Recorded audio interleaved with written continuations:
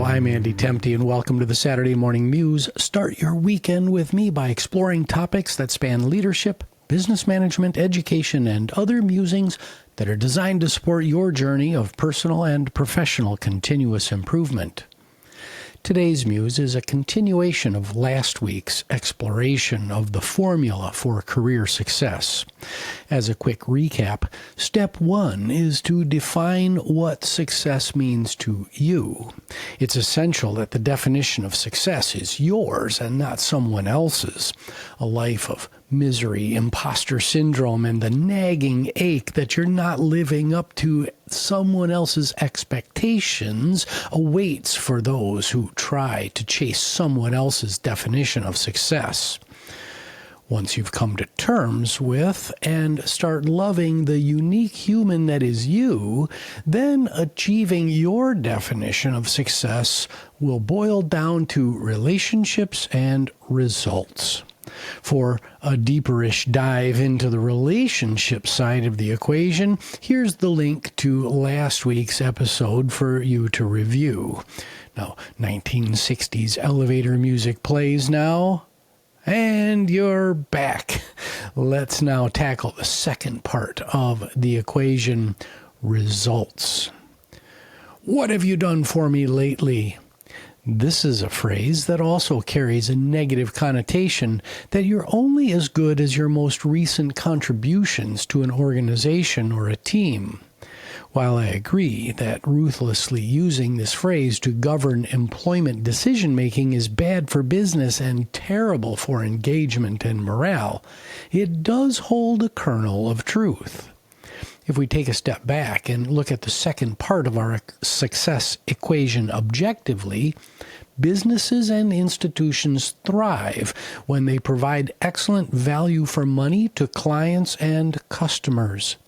Businesses and institutions are long-term sustainable when they generate profits that can be plowed back into new innovations, operational improvements, or returned to stakeholders in the form of higher wages for employees or dividends to shareholders. While humans should not be treated or perceived as coin-operated machines that are easily replaceable, there is a balance to be struck between supporting and investing in team members, giving grace and allowing second and third chances for failures, and expecting excellence in outcomes and driving for business results. So, if the use of "what have you done for me lately" generates feelings of negativity and a one-sided employment relationship, let's replace it with the concept of adding value.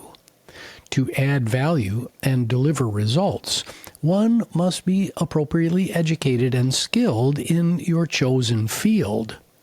Continuing to add value throughout your career requires the adoption of a lifelong learning and continuous improvement mindset.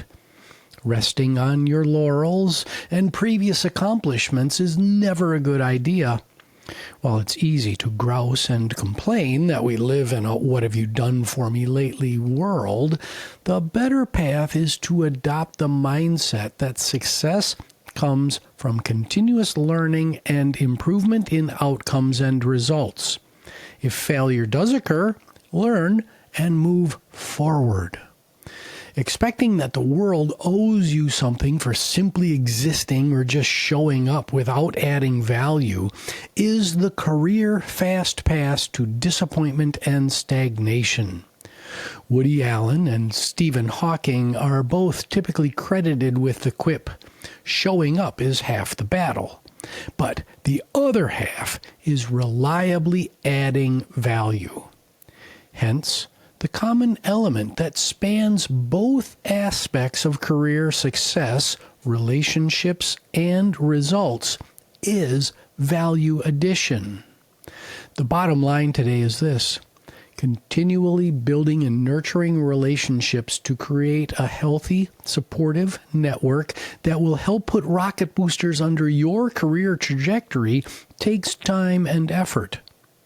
Also, as noted last week, everyone can build an impactful professional network.